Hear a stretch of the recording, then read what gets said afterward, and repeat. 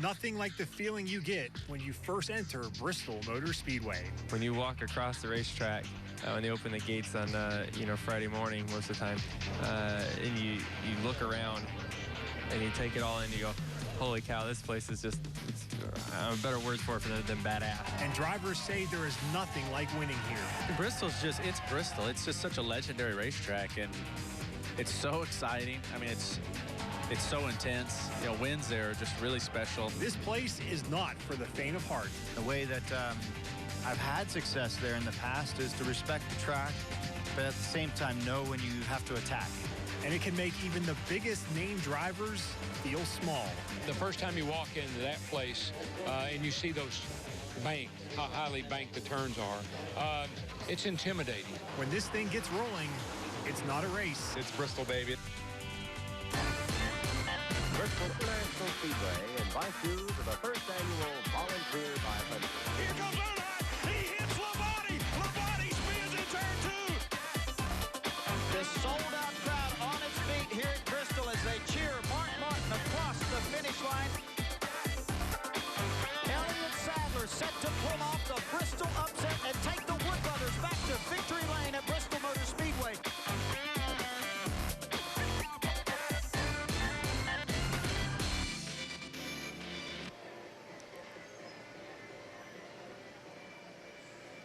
Yes, there is only one Bristol Motor Speedway, and we are here live. It's Bristol, baby. I'm P.J. Johnson, along with Sports Director Casey Getz and Heather Williams. Heather, if today's last 4 laps of that Xfinity race say anything, oh, my goodness, we're in for a well of a race tomorrow. Yes, and we're also in for a show from Joe Gibbs Racing. They won the Xfinity race today. All 4 of their starters start in the top 5 starting positions tomorrow. So, I mean, they could stink up the show for the weekend for sure. They really could. It's going to be a great race, and there is one big change, Casey, that no one can miss. No, ever since Bruton Smith bought Bristol Motor Speedway, everything about this place has been big. And with 2016, it's even bigger with the college football's largest game ever coming here in just a few months. So it's only fitting that Bristol's next big toy, Colossus, and it is definitely living up to its name. Bristol Motor Speedway has long been a destination track for any NASCAR fan because of the type of racing on the world's fastest half mile. But now it's even more of a destination track because of what's hanging high above Colossus. I walked under the screens up there, and I saw a guy up there doing work. I don't know how he got up there, but there's a guy up there, and it's neat. I mean, the fan experience is what this is all about. Having that ability to sit here at the event, have your big screen TV right in front of you no matter where you're sitting, that's really cool. The world's largest center-hung 4-sided screen takes BMS to a whole different level. So if you see people, including the drivers, looking up, you know why. I really like the big TVs. Sometimes I get caught looking at them, so I'm glad that it's put on the left side where I can't see it and be tempted to look at it in the middle of a race. But for races that I don't run and for practice when you're in and out of the car, I guarantee I'll be looking up at it. Each screen on Colossus is 63 feet wide and 3 stories tall. The total weight is nearly 700 tons. That thing's scary. Hopefully it don't come off the cable. We've seen the cables have some issues in the past on these tracks. No need to worry, Junior. The suspension cables for Colossus are 30% larger than the cables supporting the Golden Gate Bridge.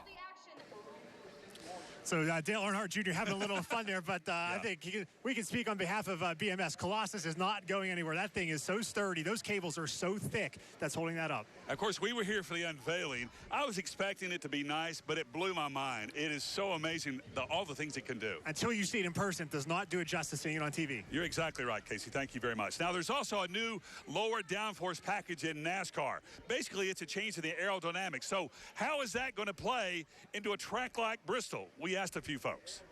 It's not going to be nearly as big as, say, Atlanta was, or, Vegas. Even Vegas, I thought, was a really big change from last year. Not so much in the speeds because we still had those really fast speeds on new tires, but just in that fall off. Obviously, slower tracks we go to, the less the aero package makes a difference, but I think it'll help. I think the racing's always good at Bristol. It's always exciting, and I think it'll add to the excitement. But, Casey, that's not going to be the only rule change, huh? No, there's a lot more rule changes and how that may affect the racing here tomorrow. We're going to catch up with Heather Williams in the garage area. All right, thanks, guys. I am actually inside the track with Casey Mears, the driver of the number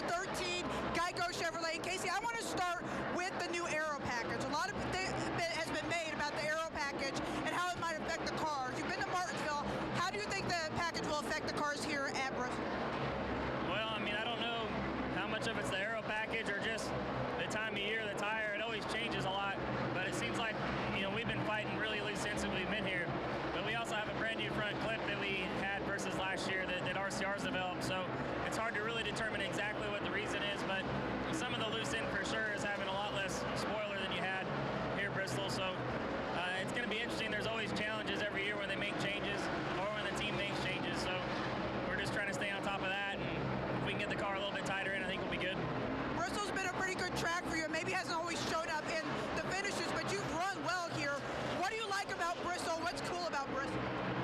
I mean, there isn't a whole lot that you don't like about Bristol. I mean, just obviously the place itself is an amazing facility, and there's a lot of fans that come here and love it. It's just a really fast, short track, and it's kind of a technique to drive around this place and a timing.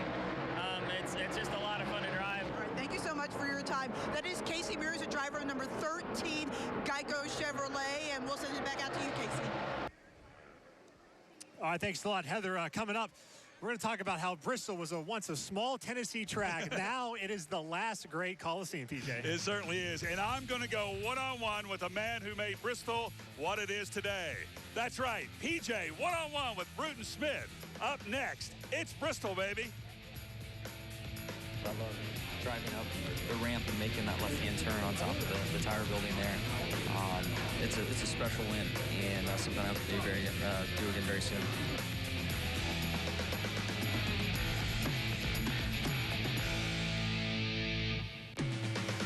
It's Bristol, baby, is brought to you by Ridgewood Barbecue, Wolf Williams and Reynolds Attorneys, and Pizza Plus.